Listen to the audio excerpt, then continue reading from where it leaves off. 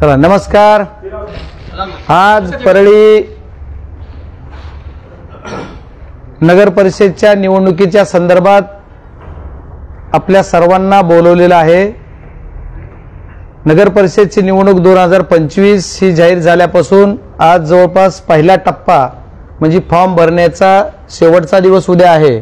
त्या अनुषंगाने काही ज्या घडामोडी वेगळ्या असतात, राष्ट्रवादी काँग्रेस शरदचंद्रजी पवार या पक्षाच्या भूमिका घेऊन आदरणीय पवार साहेबांच्या विचारावर आम्ही काम करत असताना या नगर परिषदेच्या बाबतीत राजकीय भूमिका आपल्याला डिक्लेअर करण्याच्या अगोदर मी माझ्यासोबत असणारे आमचे निरीक्षक आदरणीय नरेंद्रजी डॉक्टर काळे, त्याचबरोबर प्रदेशचे सरचिटणीस आदरणीय राजेभाऊजी फड, या तालुक्याचे अध्यक्ष आदरणीय बाबा शिंदे, फिरोजभाई, आमचे वकील साहेब जीवनरावजी देशमुख, माने दादा, आदरणीय आमचे प्रमुख माधव दादा के जाधव, त्याचबरोबर या नगरीचे ज्येष्ठ असे आदरणीय दीपक नाना देशमुख, ज्यांचा नुकताच आता आमच्या पक्षात प्रवेश झालेला आहे, असे आमचे दीपक नाना देशमुख, सर्व नेते मंडळी नावं घेता येतील असे सर्वच, पण सर्व आपण प्रमुख आणि आपण सर्व पत्रकार। परळी नगर परिषदेच्या अनुषंगाने काही विषय आहेत। आज अंतिम टप्प्यात असताना आपल्याला उमेदवारी जाहीर करणे हा विषय ज्या त्या पक्षाच्या वतीने वेगळा होत असेल, मला दुसऱ्या पक्षाचं काय झालं माहित नाही, पण आम्ही आमच्या पक्षाच्या वतीने आज काही नगराध्यक्ष पदाचा उमेदवार व काही नगरसेवक अशा पद्धतीनं नगरसेवकातले काही उमेदवार यांच्या नावाची घोषणा आता करणार आहोत। या सर्व पार्श्वभूमीचा विचार केला तर परळी नगर परिषदच्या बाबतीत कित्येक दिवस ही नगर परिषद कुणाच्या ताब्यात आहे, कशी आहे, मागच्या काळात सुद्धा आली त्यावेळेस आम्ही कुठल्या सिंबॉलवर आली, कुणी कुठे घेतली, पक्ष कुठे गेला, काय गेला, हा सर्व पार्श्वभूमी तुम्हाला माहीत आहे। याच्या अनुषंगावर आज हा फक्त आमचा आनंदाचा दिवस आहे। या दिवशी आम्ही काही कुणावर काही बोलणार नाहीत, पण मी आमच्या पक्षाच्या वतीनं जी काही भूमिका सांगणार आहे की आम्हाला उद्या 3 वाजेपर्यंत उमेदवार जाहीर करायला वेळ आहे। आज आम्ही आमचा अध्यक्षपदाचा उमेदवार व काही प्रमुख जे आमचे 2-3 उमेदवार आहेत त्यांची नावाची घोषणा आज करणार आहे। या अनुषंगाने आपल्याला इथं निमंत्रित केलेलं आहे। त्याच्या अनुषंगाने जर विचार करायचा झाला तर वार्ड क्रमांक 6 पासून आम्ही सुरुवात करूयात। पहिला उमेदवार आमचा वार्ड क्रमांक 6 चा असेल खुल्या प्रवर्गामध्ये दीपक रंगनाथ देशमुख, हे आमचे नगरसेवक पदाचे उमेदवार असतील। त्याचबरोबर आमचा दुसरा वार्ड क्रमांक 7 खुल्या प्रवर्गामध्येच आहे, त्याच्यामुळे वैजनाथ नागनाथ डंपलवार हे आमचे दुसरे उमेदवार असतील। त्याचबरोबर आमचे वार्ड क्रमांक 3 सय्यद हसीन सय्यद जब्बार, हे 3 उमेदवार आमचे नगरसेवकाचे आजच्या घडीला आम्ही जाहीर करतो। आणि आमचा नगराध्यक्ष पदाचा उमेदवार आमच्या पक्षाचा नगराध्यक्ष पदाचा उमेदवार जो आहे तो आमच्या आदरणीय संध्याताई दीपकराव देशमुख हे आमच्या नगराध्यक्ष पदाच्या उमेदवार असतील। आणि बाकीची पुढची जी काही यादी आहे ती आम्ही लवकरात लवकर आज रात्री जमलं तर रात्री किंवा सकाळी 9-10 वाजेपर्यंत आम्ही डिक्लेअर करू। आजची प्राथमिकतेने आज ही यादी आहे आणि या प्रत्येक विभागातून आणखी काही वेगळे सगळे प्रमुख आहेत ते सर्वांचे नाव डिक्लेअर करणार, पण एक प्राथमिक आज काहीतरी मी आलोय तर आल्यास निमित्तानं आपल्याला हे करायचंय। आदरणीय पवार साहेबांचा आदेश घेऊन किंवा त्यांच्या सूचनेप्रमाणे आम्ही काम करत असताना सर्व नेते मंडळी निरीक्षकांनी इथे येऊन बैठका घेतल्या, बाकी प्रमुखांनी इथं सर्व चांगलं काम केलंय, आमचे शहराध्यक्ष असतील, आमचे सर्व नेते मंडळी सर्व चांगलं काम करतायत। आणखी बऱ्याच जणांना अपेक्षा आहेत, काही जणांना बरंच काही होतं, त्याच्यामुळे ह्या सर्व घटनेतून उद्याच्याला काही कन्फ्युजन राहू नये की नगराध्यक्ष यांचा आणखी फायनल नाही किंवा कोणाला आमची वाट बघायची असली तर त्यांना सुद्धा एकदा मोकळीक देऊन टाकूयात आणि आम्ही आमचा नगराध्यक्ष पदाचा कॅन्डिडेट डिक्लेअर करूयात। या उद्देशाने मी इथं आलो आणि नगराध्यक्ष पदाचा आमचा जो कॅन्डिडेट आहे तो जाहीर केलेला आहे। त्याच्यामुळे आता परळीकरांनी आमच्या पक्षावर एवढं प्रेम केलेलं आहे, लोकसभेच्या निवडणुकीला सुद्धा आमचा पिपाणीचा एक अपघात वगळला तर आम्ही प्लस आहोत. विधानसभेच्या निवडणुकीवर काही बोलणार नाही, कारण विधानसभेच्या निवडणुकीवर बोलायसारखी परिस्थितीच ठेवली नाही. लोकांना किती दहशत, काय काय वरचं सरकार आल्यावर इथलं सरकार, इथल्या त्या दहशतीमध्ये जे लोकांना काय काय झालं त्याच्यामुळे विधानसभेला थोडंफार आम्ही मायनस झालो. पण परळी हे शहर कधी जरी विचार केलं तरी आदरणीय शरदचंद्रजी पवार साहेबांवर प्रेम करणारं शहर आहे. आदरणीय पवार साहेबांच्या विचारावर प्रेम करणारं शहर आहे. त्याच्यामुळे परळीवर आमचा भरोसा आहे. आणि या परळीनं मला लोकसभेची उमेदवारी दिल्यापासून लोकसभेला निवडून आणायचं काम जर कुणी केलं असेल तर या परळी तालुक्याने केलेलं नाही, परळी गावाने केलंय. कारण परळी शहरामध्ये जे की विरोधक म्हणायचे 10,000ची लीड आम्हाला निघणार, त्या परळीमध्ये जवळपास बरोबरीला मॅच बरोबरीचा सोडायचं काम या परळीनं केलं, म्हणून माझा विजय झाला आणि लोकसभेला मी निवडून आलो आणि खासदार झालो. त्याच्यामुळे परळीचा नगराध्यक्ष येणारा आमचा असेल असे आम्हाला विश्वास आहे. आणि याच्यासाठी जनतेने पण साथ द्यावी आणि तुम्ही सर्व पत्रकार बांधवांनी पण साथ द्यावी. सर्वांना आव्हान करतो येणाऱ्या काळामध्ये जे आपलं 2 डिसेंबरला मतदानावर आहे त्या मतदानाला आमचा नगराध्यक्ष कॅन्डिडेट, जो नगराध्यक्ष पदाचा जो कॅन्डिडेट आहे, नगरसेवक जे आहेत ते आमच्या पक्षाच्या चिन्हावर जे जे कुणी उमेदवार असतील, कुणी उमेदवार असो, या सर्व उमेदवाराला ताकदीने आम्हाला निवडून द्यावा असं परळीकरांना आव्हानही आपल्या माध्यमातून करतो. खूप खूप धन्यवाद. माझं निवेदन संपलं. आघाडीत बिघाडी झाली आहे, काँग्रेस बाहेर पडलेला आहे. नाही, आघाडीत बिघाडी नाहीये. बघा, प्रत्येक स्थानिक स्वराज्य संस्था हा विषय छोटा छोटा आहे.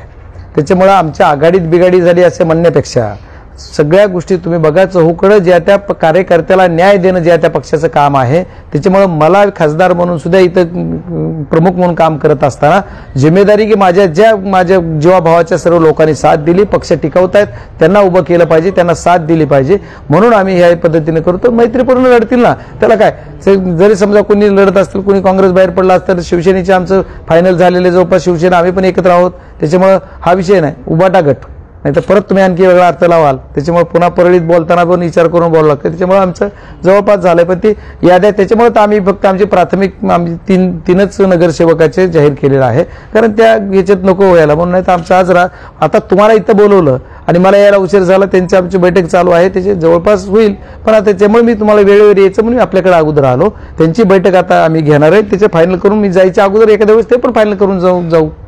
ही परंपरा आम्ही बघत आलेलो आहोत, लोकसभेला देखील, विधानसभेला देखील आणि आता देखील, की दुसऱ्या पक्षातनं उमेदवार येतो आणि येतो. इथलं पक्ष संघटनेमध्ये दुसरं कोणी तुल्यबळ नाही. हे बघा, राजकारणामध्ये प्रत्येक गोष्टीचा तुम्ही विचार करा बारकाईनं. मी सुद्धा एका दुसऱ्या पक्षातून दुसऱ्या पक्षात आलतो. जरी आमचा दोन्ही पक्ष विभाजन झाल्यानंतर मी सुद्धा राष्ट्रवादी काँग्रेसमधून राष्ट्रवादी काँग्रेस शरदचंद्र पवार गटामध्ये म्हणजे पक्षामध्ये आलो. मग मी पण विजयी झालो ना. मग त्यावेळेस बी असंच काहीतरी म्हणायची, ही मॅनेज आहे, ती फलान आहे, ती बिस्तान आहे. आज तीच सेम कॉपी. आता तुमच्यावर म्हणणार नाही मी, पण काही जी पत्रकारावर कसं बोलणार. पण आणखी काही ती मंडळी तसं कन्फ्युजन करायचा प्रयत्न करतात. पण मला आमच्या सर्व कार्यकर्त्यावर सर्वांवर भरोसा आहे. माझे कार्यकर्ते जिद्दीनं कामाला लागलेत आणि जिद्दीनं परळीतल्या कार्यकर्त्यांनीच आदरणीय यांचा दीपक नानांचाही प्रवेश घेतला आणि त्यांच्या पत्नी जे संध्याताईंचा पण आम्ही प्रवेश घेतलेला. आणि आयात करायचा विषय नाही, ते आमच्या विचाराचेच आहेत. आम्ही काही वेगळ्या भाजपचं नाही आयात केला, आमची विचारधारा एकच आहे. ठीक आहे, आता पक्षाचे विभाजन झालं त्याच्यामुळे आम्ही कुठला आयात करत नाही. अहो, कोण भाजपचा कुठं चालला, कुठला विचारधाराच व्हायला लागल्या. त्याच्यामुळे या सगळ्या गोष्टी करत असताना ह्या आपण सर्व जे अगदी ताकदीनं आपण हे करतात त्या पद्धतीने आपण बोलतो. पत्रकार आहेत का?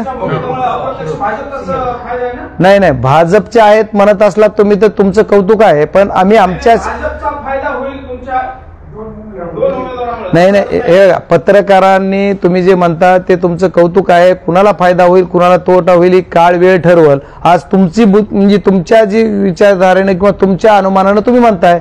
आता कुणाला फायदा होणार, कुणाला तोटा होणार ते काळ वेळ आल्यावरच कळेल ना. आज हा विषय नाही कुणाचा. आता त्यांचे भाजपचा आणि राष्ट्रवादीच्या दोघांचे 2 गट होते का एकत्र होते, आम्ही कसं सांगणार. आज आम्हाला माहित आहे का, सांगितलं का त्यांनी आमची काय ती म्हणते महायुती काय झालं असं आणखी तर डिक्लेअर नाही. मग आता आम्ही कसं बोलणार त्याच्यावर. ठीक आहे, आता तुमच्या मनात असेल, तुम्हाला एखाद्या वेळेस माहित असू शकते, एखादा पत्रकार आमच्या जवळचा असू शकतो, एखादा त्यांचा असू शकतो. त्याच्यामुळे पत्रकारांना माहित असलं तर तुमचं कौतुक आहे, तुम्ही सांगा, तसं आम्हाला माहित नाही.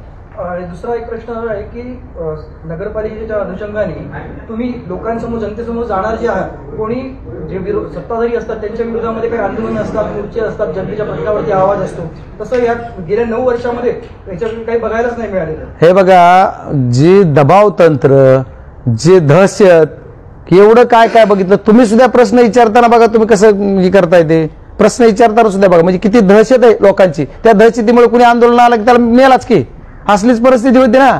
त्याच्यामुळे कसं ते आता प्रश्न आमच्यावर भाडामार करू शकतात तुम्ही बाकी पत्रकार परिषदेत भाडामार किती करतात मला माहित नाही. म्हणजे माझं म्हणण्याचा उद्देश काय की तुमचं सुद्धा कौतुक आहे की तुम्ही विचारताय पण तेवढे आंदोलन करताना जर कुणी आंदोलन आला बैलगाडी मोर्चा झाला त्याचे झालं ट्रॅक्टरचा मोर्चा झाला तर ही सगळं झालं ते आता तुमच्या लक्षात नसेल पण माझ्या लक्षात आहे. त्यावेळेस मी नव्हतो त्यावेळेस पण आमच्या ह्याच्या विधानसभेच्या निवडणुकीच्या अगोदर सगळ्यांनी केला तर ही आता तुमच्या आंदोलन कधी लक्षात नसेल. आज परळी शहरावर आज काही समजा राजकीय व्यासपीठ नाही पण परळी शहराचा जर विचार केला तर बीड जिल्ह्यामध्ये सर्वाधिक पैसे इथं कुठे आले परळी विधानसभेमधल्या परळी तालुक्यातील परळी नगर परिषदमध्ये आले. पण कामाच्या नावाने किती बोंबाबोंब आहे हा सुद्धा सगळा विषय. त्याच्यामुळे काही दहशतीत असते त्याच्यामुळे गोरगरीब बिचारे येत नव्हते पुढे.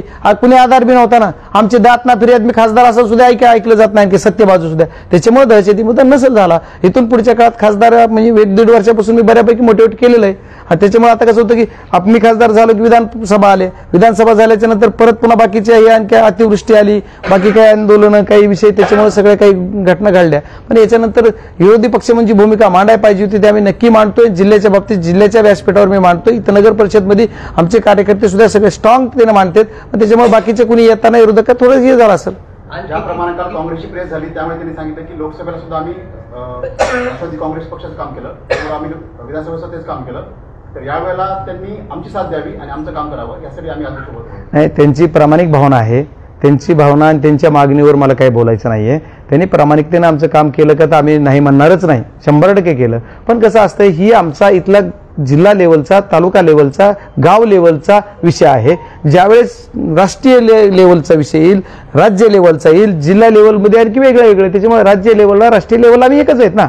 ठीक आहे. इथं थोडंफार असतंय एक भाऊ इकडून एक भाऊ ठीक आहे निवडूनच्या नंतर आपण बघू. त्याच्यामुळे त्यांच्यावर काही नाही त्यांच्या बोलण्यावर माझं ऑब्जेक्शन नाही. त्यांनी लोकसभेला मदत केली का तर केलेलीच आहे. त्याच्यामुळे दोमत नाहीये आणि त्यांना न्याय द्यायला पाहिजे असं जर त्यांनी म्हणले तर आम्ही न्याय द्यायला तयार आहेत. पण त्यांनी आमच्याकडे येऊन नगराध्यक्ष पदाचा विषय इथं राष्ट्रवादी मनधरणी करायला आणखी खूप टाइम आहे. होईल त्यांना मनधरणी होईल आणि दिलचस्पी होईल काही चिंता करू नका. नाही 100% होईल ना. हे बघा आमचा सर्वांचा मिळून एक उद्देश आहे. त्या जे आता काँग्रेसची जी काही मंडळी आहे ती जिल्हा लेवलचे राष्ट्रीय लेवलचे किंवा राज्य लेवलचे या नेतृत्वाला पण आम्ही बोलू. आमची लढाई एका वेगळ्या माणसाची आहे वेगळ्या पक्षाची आहे. त्याच्यामुळे ही आमचे समविचारी लोक आहेत त्यांना आम्ही 100% एकत्र घेऊन लढू. ठीक आहे. आम्ही 2 पाऊल मागे येऊ ती 2 पाऊल मागे येतील आम्ही ती बघू. त्याला वेळ आहे ना आणखी. आज फॉर्म भरायचे दिवस आहे. आज नगराध्यक्ष पदाचा कॅन्डिडेट डिक्लेअर केलाय. तिथून पुढे काय होईल ते हळूहळू वेळ द्या. तुम्ही पण वेळ आम्हाला द्या थोडा आणि परळीच्या जनतेला सुद्धा श्वास टाकायला घ्यायला. आणखी किती गटपक्षीय शक्यता वाटते तुम्हाला आपल्या ह्याच्यामध्ये काँग्रेसचं काल डिक्लेअर केलं उमेदवार आणखी मित्रपक्ष किती तुमचे? नाही मित्रपक्ष भरपूर आहेत. डिक्लेअर काय झाले नाही आता मला माहित नाही ना की कुणाचं. आता मी कसं सांगू शकतो आणखी आता अंदाज जर तुम्ही मला म्हणलात की आता इथं काय होईल तर मी कसं सांगू शकतो. नाही ते बघा माझं म्हणणं आहे की काँग्रेस पक्षाने डिक्लेअर केलेलं आहे म्हणलात तुम्ही तर ठीक आहे केलंय. आता आम्ही म्हणतो की आम्ही सर्वजण महाविकास आघाडी म्हणून काँग्रेस सोडता बाकी सगळे एकत्र यायचा प्रयत्न करतोय. आम्ही सर्वांना काही थोडंफार जे काय आमच्यावर लोकसभेला विधानसभेला जे पक्ष बरोबर होते त्यांना विचारात घेऊन कुणी जागाच मागते असं नाही. बाकीचे काही लोक जागा न मागताय बरोबर राहणार आहेत ना. पण तुम्हाला सुद्धा आनंद पाहिजे की आम्ही फाईट आउट करतोय असं माझं म्हणणं आहे. बाबा तुम्ही फाईट आउट करताय निश्चितच चांगली बाब आहे जनतेसाठी. पण जी संघटनात्मक बांधणी आहे जी बैठक झाली होती जे आमच्या समोर सगळ्यांसमोर जे चित्र दिसलं त्याच्यामध्ये संघटनेमध्येच एक वाक्यता दिसली नाही. जे मागच्या वेळी इथे बैठक राजेंद्र मस्केंच्या नेतृत्वाखाली झाली होती VIP गेस्ट हाऊसला त्याच्यामध्ये आपापसात पदाधिकारी भिडेपर्यंत वेळ आली होती. नाही माझं एक असं आपल्याला प्रांजळ मत आहे माझं की माग काय झालं ते तुम्ही सोडून द्या. एखाद्या वेळेस झाला असेल आपसापसात काय झालं असेल तर आज सगळी टीम अख्खी तुम्हाला बरोबर दिसते. ह्याच्यात कुठेही भेदभाव नाही ना कुठं अडचण नाही. आज राजेंद्र मस्के साहेब नाही समजा ठीक आहे पण मी आज आहे तरी आमचे कोण एक आणि कुणाची एक वाक्यताच राहणार. आमच्या कुठल्याही कार्यकर्त्यात भेदभाव होऊ देणार नाही असा माझा तुम्हाला पत्रकार म्हणून शब्द आहे. या जिल्ह्याचा खासदार म्हणून यांचा सर्वांचा एक प्रमुख कार्यकर्ता म्हणून मी सर्वांची जिम्मेदारी घेऊन सांगतो माझा एकही कार्यकर्ता माझ्या पक्षाचा एकही नेता परळी शहरातला किंवा परळीच्या तालुक्यातला कुणीही कुठेही एक वाक्य त्याच्या बाहेर जाणार नाही. सगळे एका दोरीत एका लाईनीत सगळेजण मिळून आमचं जे उद्देश आहे ते साध्य करायला राहू. तुमच्या पक्षासाठी निष्ठेने काम करणारे जे लोक आहेत ते सगळे एक आहेत तुम्ही म्हणताय परंतु एक प्रातिनिधिक स्वरूपात नाव सांगायचं तर शंकर शिरूर यांच्याकडे जे काम होतं, दिलेली जिम्मेदारी होती ती त्या बैठकीनंतर काढून घेण्यात आली. म्हणजे तालुका युवक घटनेत आता सगळेच पदे बदलले. नाही, आता सर्व संघटनात्मक जो निर्णय आहे तो संघटनेचा जो झाला त्याच्यात बदल होणार. आता कुणी काढून घ्यायची जिम्मेदारीचा विषय नाही. काढून जरी घेतलं तर ते आता पक्षामध्ये बदल होतातच ना, दर 3 वर्षाला बदल होतात, त्याच्यामुळे तो विषय नाही ना, ते कमी जास्त होत आहे. पण तुम्हाला तुमच्या सुद्धा याला कळतंय तुम्हाला की आपल्याला कसं फाईट आउट करायचंय आणि या अनुषंगाने आपण करतोय.